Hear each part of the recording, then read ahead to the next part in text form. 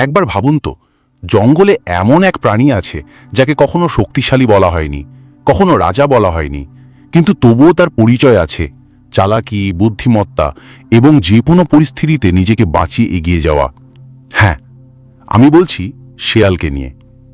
এখন ভাবুন তো, যদি সেই মানসিকতা, সেই ভাবনা, সেই খেলার মতো জীবনযাপন করার পদ্ধতি আপনি নিজের জীবনে নিয়ে আসেন, তাহলে কি হবে? যখন দুনিয়া আপনাকে থামাতে চাইবে, যখন পরিস্থিতি আপনার বিপক্ষে যাবে, তখনও আপনি জয়ের রাস্তা খুঁজে পাবেন। দ্য ফক্স মাইন্ডসেট বই আমাদের শেখায় যে আসল শক্তি পেশিতে নয়, মস্তিষ্কে। জিততে হলে সিংহ হওয়া জরুরি নয়, শেয়াল হওয়াও যথেষ্ট। তাই আসুন, আজকের এই রোমাঞ্চকর যাত্রায় আমরা খুলে দেখব এই মানসিকতার রহস্য এবং দেখব কিভাবে নিজের ভেতরের শেয়ালকে জাগিয়ে আপনিও জীবনের জঙ্গলে প্রতিটি লড়াই জিততে পারেন। জীবনের সবচেয়ে বড় সত্য হল, সবকিছু বদলায়। পরিস্থিতি বদলায়, মানুষ বদলায়, সময় বদলায়, আর যদি আমরা নিজেদের না বদলাই, তবে সময় আমাদের বদলে দেয়। ভাবুন তো, জঙ্গলে একটা সিংহ আছে, শক্তিশালী, ভয়ঙ্কর, সবার ওপর রাজত্ব করা। কিন্তু যদি মাসের পর মাস দৃষ্টি হয় আর শিকার না মেলে, তবে সিংহটা ক্ষুধায় মারা যাবে। অন্যদিকে শেয়াল ততটা শক্তিশালীও নয়, ভয়ঙ্করও নয়, কিন্তু সে কি করে? পরিস্থিতি বোঝে, নতুন রাস্তা খুঁজে নেয়, কখনো ফল খায়, কখনো ছোট প্রাণী ধরে খায়, আর এইভাবে সে বেঁচে থাকে। এটাই হলো অ্যাডাপ্টেবিলিটি বা মানিয়ে নেওয়ার ক্ষমতা, যে কোনো পরিস্থিতিতে নিজেকে খাপ খাইয়ে নেওয়া। জীবনে আমরা প্রায়ই ভাবি শুধু শক্তি, টাকা বা বড় নামই আমাদের সফল করবে, কিন্তু আসলে দুনিয়া স্যালুট করে তাদেরকেই যারা ফ্লেক্সিবল, যারা যে কোনো পরিস্থিতিতে নিজের পথ তৈরি করে নেয়। একবার নিজের জীবনটা ভেবে দেখুন, কতবার এমন হয়েছে যে আপনি একটা প্ল্যান করেছেন আর সময় সেটাকে ভেঙে দিয়েছে।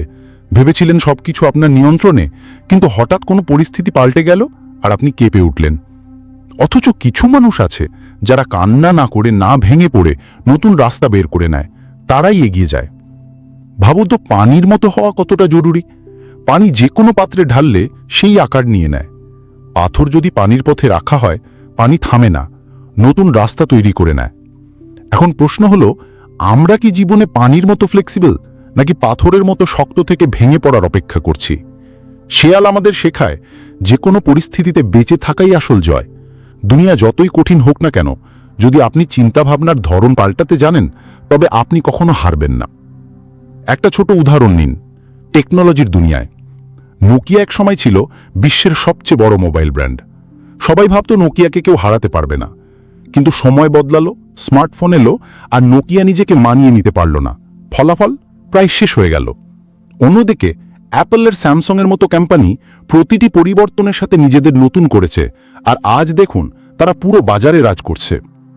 এই শিক্ষাটা আমাদের ব্যক্তিগত জীবনেও প্রযোজ্য। যদি আমরা পরিস্থিতির সাথে বদলাতে না শিখি, তবে আমরা পিছিয়ে পড়ব। তাই একবার নিজেকে প্রশ্ন করুন, যখন আপনি কোনো সমস্যায় পড়েন, তখন কি করেন?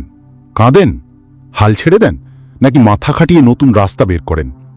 কারণ এটাই ঠিক করে দেয় আপনি জীবনের খেলায় শিকার হবেন নাকি শিকারী। অ্যাডাপ্টেবিলিটির মানে এই নয় যে আপনি নিজের মূল্যবোধ বদলাবেন। এর মানে হলো পরিস্থিতি অনুযায়ী নিজের কৌশল বদলানো।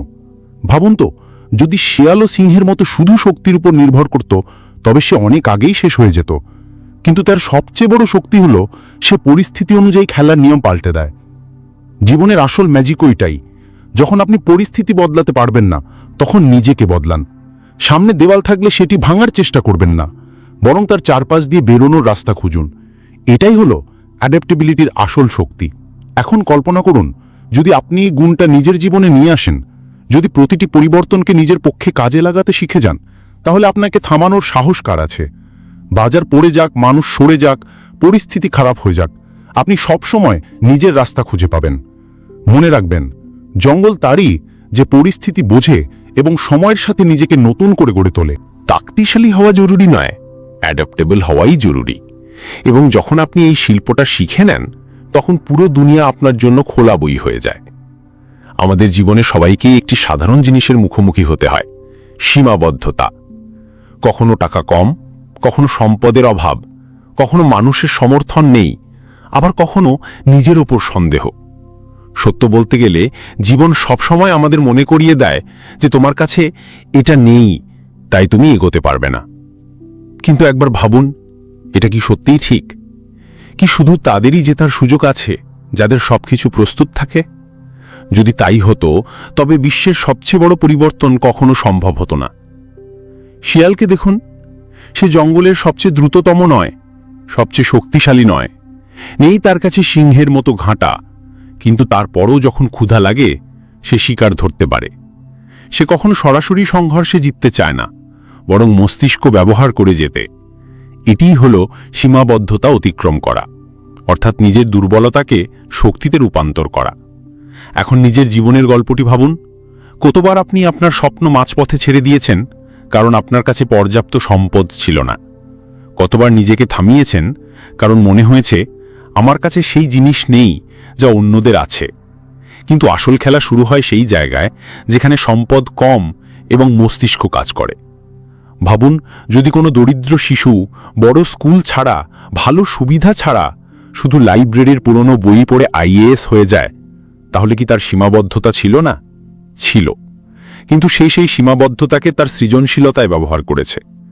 সীমাবদ্ধতা আমাদের থামানোর জন্য আসে না, আমাদের চ্যালেঞ্জ করার জন্য আসে। দেখতে হবে তুমি কতটা চালাক, আর এটিই শিয়ালের আসল শক্তি। একটি উদাহরণ ভাবুন। ধরুন আপনাকে একটি উঁচু দেওয়ালের ওপারে যেতে হবে। যদি আপনি সিংহ হতেন, হয়তো তা ভেঙে দেওয়ার চেষ্টা করতেন। কিন্তু শিয়াল কি করবে? সে দেওয়ালের চারপাশে ঘুরবে, ছোট ছোট ফাটল খুঁজবে, বা এমন কোনো পথ খুঁজবে যা অন্যরা দেখেনি, এবং শেষ পর্যন্ত দেওয়ালের ওপারে পৌঁছে যাবে। কারণ আসল জয় শক্তিতে নয়, মস্তিষ্কে। এখন প্রশ্ন হলো, আমরা কি আমাদের সীমাবদ্ধতাকে সেই দৃষ্টিকোণ থেকে দেখি, নাকি শুধু তা অজুহাত বানাই? হাল ছাড়ার সহজ পথ হলো, জীবনে সবসময় কোনো না কোনো অভাব থাকবে, হয় সময়ের, হয় থাকার, হয় সম্পর্কের। কিন্তু যদি আমরা প্রতিটি অভাবকে অজুহাত বানাই, আমরা কখনো এগোতে পারব না। আমাদের শিখতে হবে কিভাবে সীমাবদ্ধতাকে খেলার অংশ বানিয়ে তাকে অতিক্রম করা যায়। বিশ্বের প্রতিটি সফল মানুষ তার যাত্রা শুরু করেছে সীমাবদ্ধতার সঙ্গে। কারো কাছে টাকা ছিল না, কারো কাছে যোগাযোগ ছিল না, কাউকে সমাজ গ্রহণ করেনি।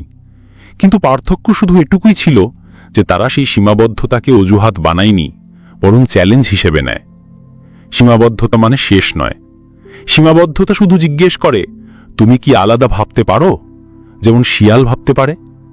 যদি জঙ্গলে বড় প্রাণীরা শিকার ধরতে নেয়, শিয়াল ছোট ছোট অবশিষ্ট দিয়ে বেঁচে থাকে। দিনে সিংহ ঘুরছে, শিয়ালের রাতের বেলায় বাইরে বেরোয়। এটাই হলো কৌশল, এটাই হলো চালাকি। এখন নিজের জীবনের দিকে তাকান। কোন জিনিসগুলো আপনাকে থামাচ্ছে? টাকা, সময়, সমর্থন, আত্মবিশ্বাস। ভাবুন, কি সত্যি এই সীমাবদ্ধতাগুলো এত বড় যে আপনাকে থামিয়ে দেবে, নাকি এগুলো শুধু আপনাকে বাধ্য করছে মস্তিষ্ক ব্যবহার করতে, নতুন পথ খুঁজে নিতে? ভাবুন, যদি আপনি প্রতিটি সীমাবদ্ধতাকে চ্যালেঞ্জ হিসেবে নেন, যদি প্রতিটি অভাবকে আপনার সৃজনশীলতায় ঢেকে দেন, তাহলে জীবনে কত দরজা খুলে যাবে। শেষ পর্যন্ত শিয়াল আমাদের শেখায়, যখন সম্পদ কম থাকে মস্তিষ্ক বেশি ব্যবহার করুন, যখন পথ বন্ধ মনে হয় নতুন পথ খুঁজুন, আর যখন দুনিয়া বলে তুমি পারবে না, তখন শান্তভাবে হাসুন এবং তাদের ভুল প্রমাণ করুন। যে কেউ কৌশলেভাবে সমস্যার সমাধান করে, সেই আসল বিজেতা। চ্যাপ্টার 3, কৌতূহল হলো অস্ত্র। বাচ্চাদের লক্ষ্য করুন, তারা সবকিছু নিয়ে প্রশ্ন করে, এটা কেন হয়, এটা কিভাবে কাজ করে, যদি এটা হয় তাহলে কি হবে? তাদের চোখে সবসময় একটি উজ্জ্বলতা থাকে, কারণ তাদের ভিতরে কৌতূহল জীবিত থাকে। কিন্তু যেমন আমরা বড় হই, সমাজ আমাদের শেখায়, বেশি প্রশ্ন করো না, শুধু যা সবাই করে তা করো। আর ধীরে ধীরে আমাদের কৌতূহল নিপীড়িত হয়ে যায়। কিন্তু সত্য হল, পৃথিবীতে সবচেয়ে বড় অস্ত্র, সবচেয়ে বড় শক্তি হল কৌতূহল। শেয়ালের গল্পটি ভাবো, তার কাছে শক্তি নেই, গতি খুব বেশি নেই, কিন্তু একটি জিনিস আছে, সেটি হল তার তীক্ষ্ণ কৌতূহল। জঙ্গলে যখন সে হাঁটে, প্রতিটি শব্দ, প্রতিটি গন্ধ, প্রতিটি নড়াচড়া তার নজরে আসে। সে পর্যবেক্ষণ করে, শেখে এবং তারপর সেই জ্ঞানকে নিজের বেঁচে থাকার জন্য ব্যবহার করে। অর্থাৎ কৌতূহলই তার কৌশল। জীবনও ঠিক এমনই। যদি তুমি শুধু সেই করো যা সবাই করে, তাহলে তুমি সেখানে থেমে থাকবে যেখানে সবাই আছে। কিন্তু যদি তুমি প্রশ্ন করা শুরু করো, এটা কি ভিন্নভাবে করা যায়, এটার কোনো লুকোনো পথ আছে কি, আমি কি এটিকে ভিন্ন দৃষ্টিকোণ থেকে দেখতে পারি, তখনই আসল বৃদ্ধি শুরু হয়। কৌতূহল শুধু জ্ঞান অর্জনের মাধ্যম নয়, এটি এমন একটি অস্ত্র যা তোমাকে প্রতিটি পরিস্থিতিতে নতুন পথ দেখায়।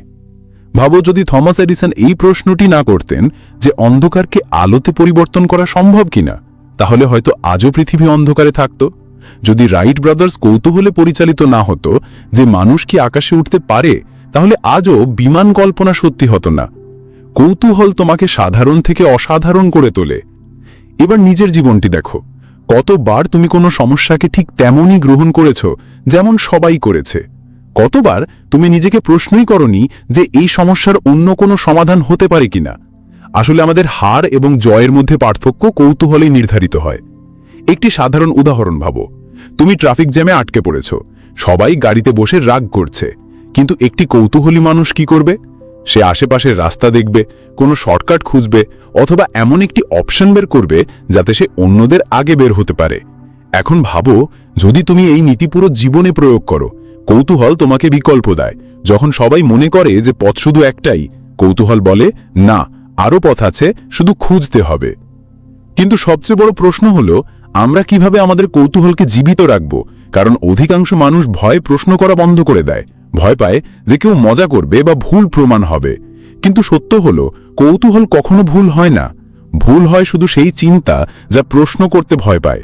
মনে রেখো, কৌতূহল শুধু জ্ঞান দেয় না, আত্মবিশ্বাসও দেয়। যখন তুমি প্রশ্ন করো এবং উত্তর খোঁজো, তখন তুমি সেই স্পষ্টতা পাও যেটা অন্যদের কাছে নেই, এবং সেই স্পষ্টতা তোমাকে প্রতিটি খেলায় এগিয়ে নিয়ে যায়।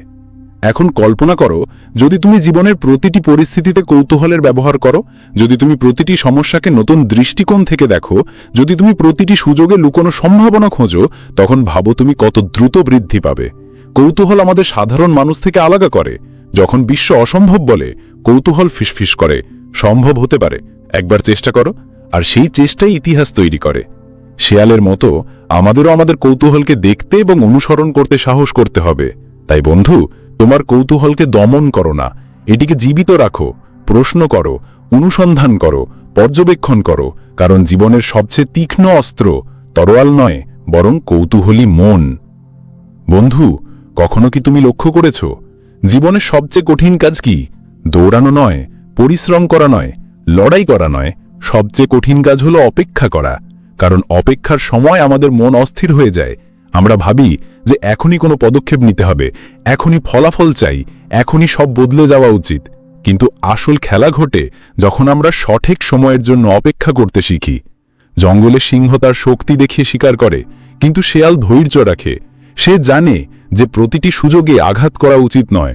অনেক সময় শুধু পর্যবেক্ষণ করতে হয়, চুপ থাকতে হয় এবং সঠিক সময়ের জন্য অপেক্ষা করতে হয়।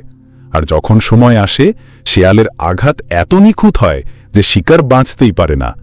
এটাই হলো কৌশলগত ধৈর্য।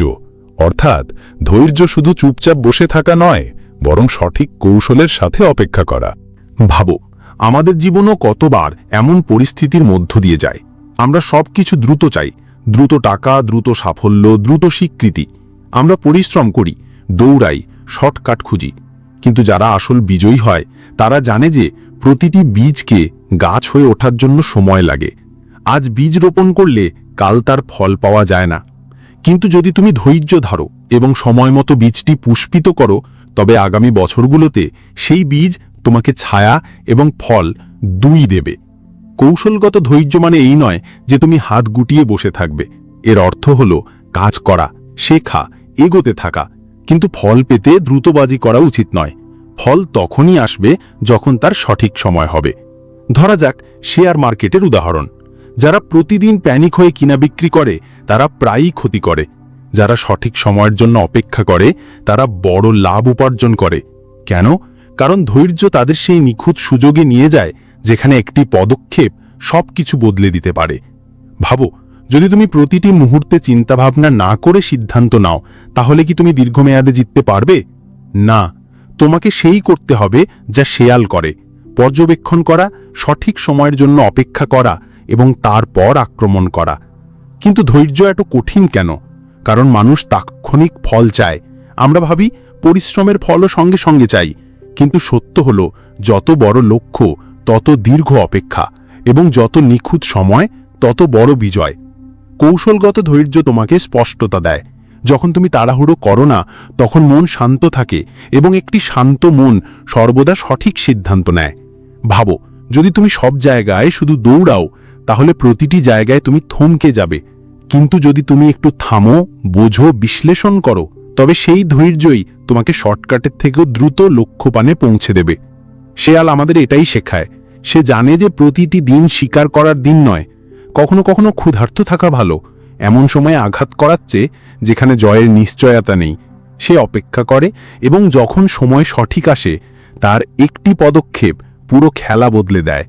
এখন নিজের জীবন দেখো, কতবার তুমি তাড়াহুড়ো করে সিদ্ধান্ত নিয়ে পচতিয়েছ, আর কতবার যখন তুমি ধৈর্য ধরেছ তখন জিনিসগুলো স্বয়ংক্রিয়ভাবে তোমার পক্ষে এসেছে।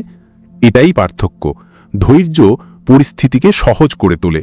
কৌশলগত ধৈর্য মানে হলো পরিশ্রম করা কিন্তু সঠিক সময়ের জন্য অপেক্ষা করা, পদক্ষেপ নেওয়া কিন্তু তখনই যখন সুযোগ নিখুঁত, আর যখন সেই সময় আসে তখন চিন্তা না করে আক্রমণ করা। ভাবো, যদি তুমি জীবনের প্রতিটি সিদ্ধান্তে এই ফর্মুলা ব্যবহার করো, যদি তুমি প্রতিটি জায়গায় সময়ের খেলাটি বোঝো, তাহলে ভাবো তোমার বৃদ্ধি কত দ্রুত গুণিত হবে। কারণ আসল জয় শুধুমাত্র কঠোর পরিশ্রমে নয়, স্মার্ট সময় মতো পদক্ষেপে আসে।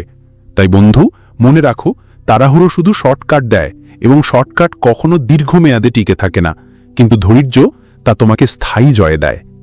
চ্যাপ্টার 5, ব্যর্থতাকে ফাঁদে পরিণত করা। বন্ধু, আমি তোমাকে একটি প্রশ্ন করি, যখন তুমি হারো তখন তোমার মনে প্রথমে কি আসে? রাগ, লজ্জা, নাকি ভয়ে যে মানুষ কি বলবে? আমরা সবাই কখনো না কখনো ব্যর্থতার পরীক্ষা পাই। পরীক্ষা ফেল হওয়া, চাকরিতে প্রত্যাখ্যান, ব্যবসায় ক্ষতি বা কোনো সম্পর্ক ভেঙে যাওয়া। তখন মনে হয় সব শেষ হয়ে গেছে। কিন্তু তুমি কি কখনো ভেবেছ যে আসল জয় কোথায় লুটিয়ে আছে? কখনো কখনো পরিস্থিতি তার বিরুদ্ধে যায়, কিন্তু শেয়াল হার মেনে বসে থাকে না।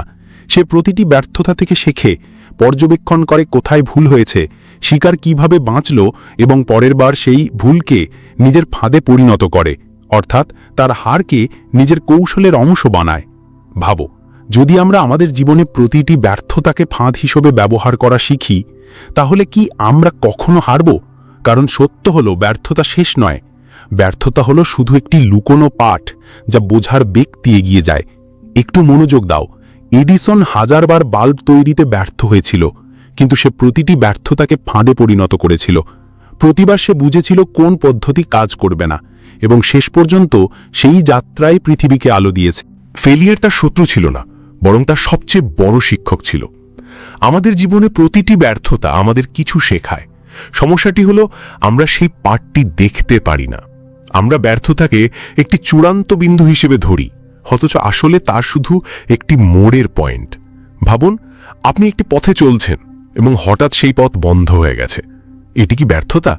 হ্যাঁ, হয়তো সেই পথের জন্য, কিন্তু যদি আপনি মনোযোগ দিয়ে দেখেন তবে পাশের ছোট একটি নতুন পথ খোলা থাকতে পারে, যা আপনাকে আরও দ্রুত গন্তব্যে পৌঁছে দেবে।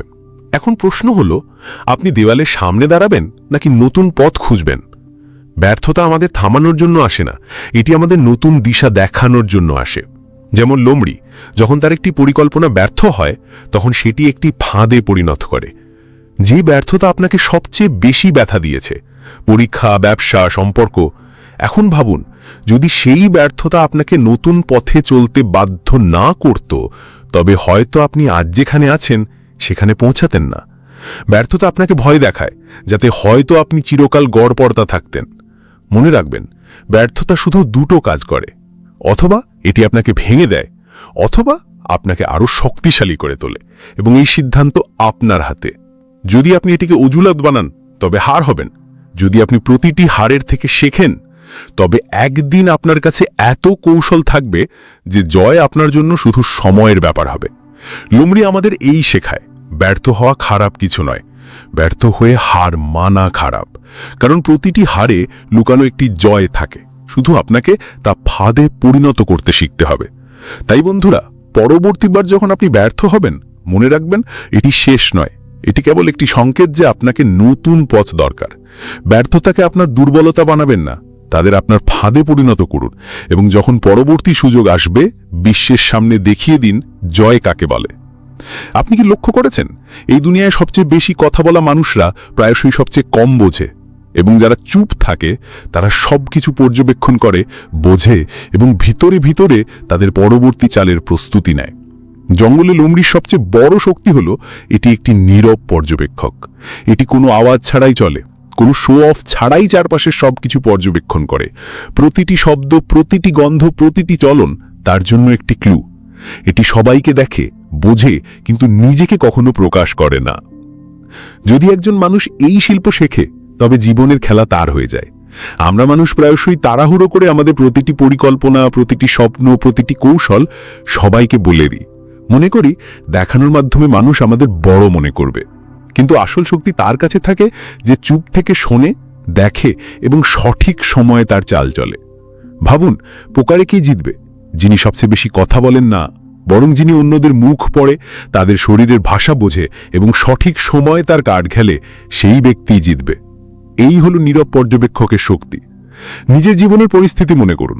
কতবার আপনি কারোর সাথে তর্কে শুধু কথা বলে হেরে গেছেন, এবং কতবার চুপ থেকে সামনে কাউকে বলার সুযোগ দিয়ে শেষ পর্যন্ত সেই কথাগুলোই প্রমাণ হয়ে গেছে। নীরব থাকা শুধু শব্দের অনুপস্থিতি নয়, এটি একটি কৌশল। নীরব পর্যবেক্ষক হওয়া মানে ভয়ানক হওয়া নয়, এটি বোঝাপড়া এবং কৌশলপূর্ণ হওয়া। আপনি জানেন, প্রতিটি খেলা কেবল কথা বলেই জিততে হয় না, বুঝে জিততে হয়।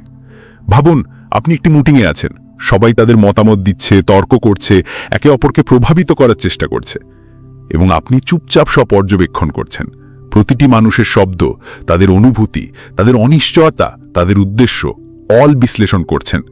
এখন ভাবুন, যখন আপনি কথা বলবেন, আপনার কথা অন্যদের তুলনায় কতটা শক্তিশালী লাগবে। কারণ যখন আপনি কম কথা বলেন তখন আপনার প্রতিটি কথার মান বাড়ে, আর যখন আপনি বেশি পর্যবেক্ষণ করেন তখন আপনার কাছে সেই জ্ঞান আসে যা অন্যরা মিস করে।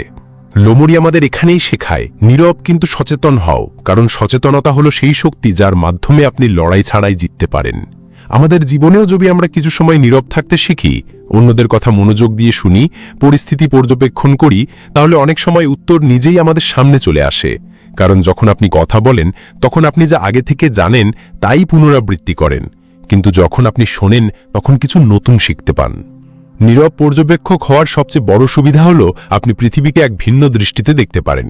যেখানে মানুষ শুধু বাহ্যিক দিক দেখে, আপনি গভীরতা দেখতে পারেন। যেখানে মানুষ শুধু শব্দ শোনে, আপনি অনুভূতি ধরতে পারেন। যেখানে মানুষ কেবল প্রতিক্রিয়ায় থাকে, আপনি প্রতিক্রিয়ার পরিবর্তে সঠিক উত্তর তৈরি করতে পারেন। কল্পনা করুন, যদি আপনি জীবনের প্রতিটি ক্ষেত্রে এই গুণ ব্যবহার করতে শুরু করেন, ব্যবসায়, সম্পর্ক, কেরিয়ারে, প্রতিটি জায়গায়, তাহলে আপনি কতটা বড় স্পষ্টতা পাবেন। আর সেই স্পষ্টতা আপনাকে অন্যদের থেকে আলাদা করে দেবে। জীবনের সবচেয়ে অবমূল্যায়িত শক্তি হলো নীরব থাকা। কারণ যখন আপনি নীরব থাকেন, মানুষ আপনাকে হালকাভাবে ধরে নয়, আর সেই মুহূর্তই আপনার সবচেয়ে বড় শক্তিতে পরিণত হয়। যেমন লোমড়ি, জঙ্গলে তাকে কখনো সরাসরি হুমকি মনে করা হয় না, কিন্তু সেই নীরবভাবে পর্যবেক্ষণ করা লোমড়ি সঠিক সময়ে সবাইকে হারিয়ে দেয়। কখনো কখনো নীরব থাকা সবচেয়ে উচ্চ স্বরের সমান। আপনি যখন এই যাত্রার সবটা শুনেছেন, তখন একটি প্রশ্ন অবশ্যই মাথায় এসেছে। এইসব গুণাবলী, এইসব কৌশল, এই চতুরতা, এই শক্তি কি কেবল জঙ্গলের লোমড়ির জন্য সীমাবদ্ধ, নাকি এই সব গুণ আমাদের ভেতরেও লুকিয়ে আছে? সত্য হলো, প্রতিটি মানুষের ভিতরে একটা ফক্স লুকিয়ে আছে। সেই ফক্স যে পরিস্থিতি থেকে ভয় পায় না, বরং তা বুঝে পথ বের করে। যে ফক্স সীমাবদ্ধতাকে অজুহাত বানায় না, বরং সৃজনশীলতার মাধ্যমে তা অতিক্রম করে। যে ফক্স নীরবভাবে পর্যবেক্ষণ করে, সঠিক সময়ের জন্য অপেক্ষা করে এবং তারপর কার্যকর হয়। আমরা প্রায়ই আমাদের ভেতরের শক্তিকে চিনতে পারি না। আমাদের শৈশব থেকেই শেখানো হয়েছিল যে শক্তিশালী হও, ক্ষমতাধর হও, সবাইকে দেখাও যে তুমি অন্যদের চেয়ে এগিয়ে।